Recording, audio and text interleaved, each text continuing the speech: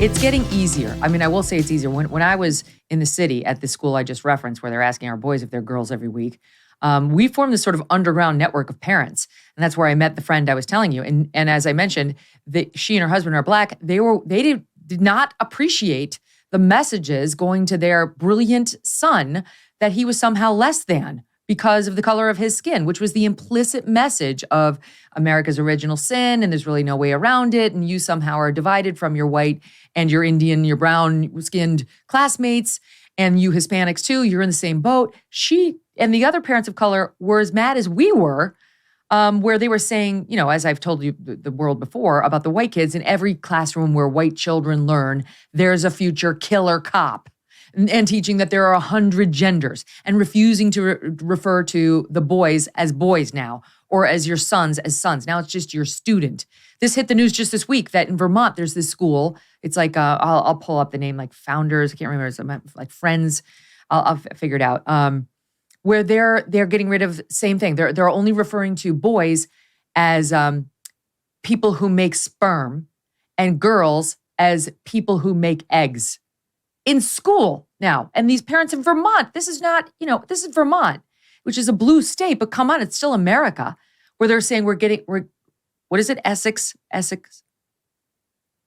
Westford, in Vermont. And this is being allowed, Pat. I mean, it's being allowed.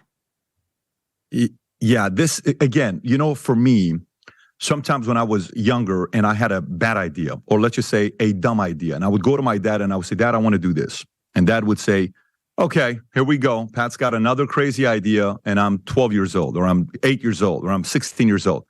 And he knows I'm going to fail, and I would go execute this idea, and I don't execute it because it's a terrible idea. And I'd come back and say, you know what, Dad? It didn't work. Yeah, you were kind of right. But of course, we don't tell our dads he was right. And we would do more of these things. Sometimes it happens in a company, a department comes to you, and they say, Patrick, we have an idea. We need a $100,000 budget for this. If it's a hit, it could be this, it could be. I'm like, yeah, I'm not going to give you a $100,000 budget, but here's 10 grand and go see at the lowest level and see what you can do. And then come back, boom, it fails. Or they come back and it says it works. Okay. So the best part about ideas, or if somebody claims, watch me, you're going to see what I'm going to do. I'm going to do something really special about my life. Great. You know what's going to validate whether you do or not? Time. 10 years later, people are going to say, no, you were really all talk. You were not a doer. Unfortunately, you've been a talker, and that's your label. You get labeled a talker. You get labeled somebody who talks a big game but doesn't come through. In our family, I had an uncle that I would always get compared to because my dad is 5'9", 5'10", I'm 6'5", which is kind of confusing for a Middle Eastern guy to be 6'5". So everybody would look at the mailman to see if he was tall. No, my dad's brother is 6'5". So I took my height after this uncle called Johnny. And Johnny had a reputation. He was the smartest guy. He would smoke a pipe and he would read physics books for a hobby. Who the hell reads physics books for a hobby? Well, my Uncle Johnny would do that. And he was my favorite uncle. He would take us to this place that he would buy me Nutella. In Iran, if you eat Nutella, you're apparently rich. So I would eat Nutella every 6 months. And, you would kind of experiment. I really love this Uncle Johnny. One day, my dad tells me Uncle Johnny's reputation and what his nickname is. His nickname was 70% Johnny. What's 70% Johnny? Johnny was the smartest guy in our family, great with numbers, great with a lot of different things. And he would always go and start a project, and he would go till 70% of completion, and he would stop. He would go, 70% and stop. That was a great idea. 70%, stop. So eventually everybody said, man, Johnny, you got great ideas, but you never execute. Today, all of these people that are coming up with these trans-able, is what I identify as blind. I identify as this.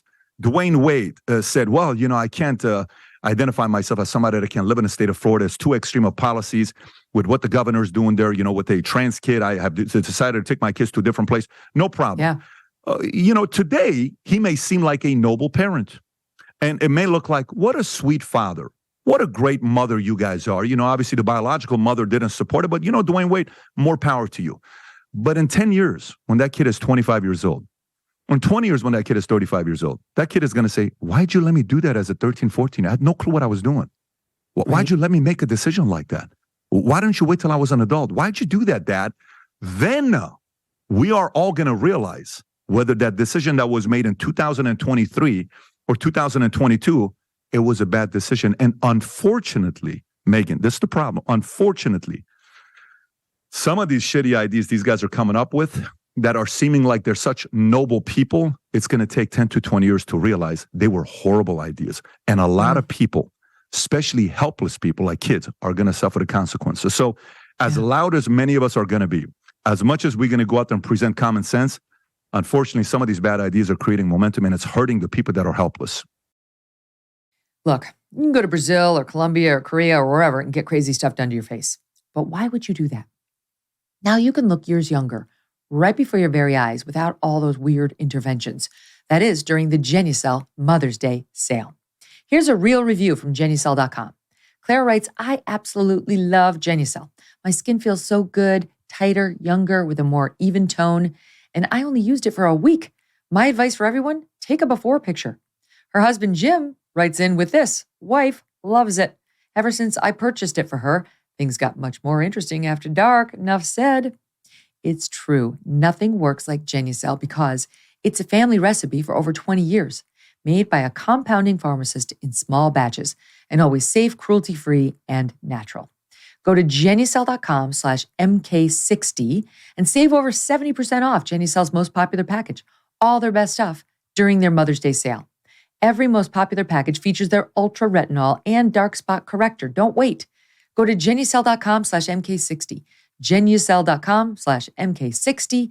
Get a complimentary Spa Essentials box with every package order from now through Mother's Day. Plus, free upgrade to priority shipping.